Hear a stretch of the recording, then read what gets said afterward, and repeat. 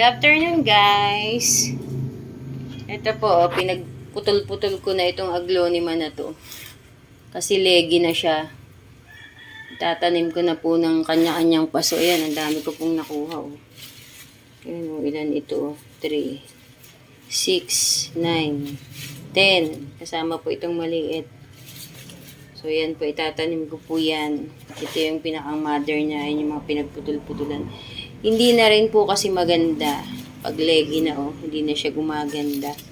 Kailangan na niya talagang itanim sa kanya-kanyang paso para gumanda ulit ng panibagong sibol na mga dahon. Yan, tatanim ko po yan. Tara na po, itanim na natin yan.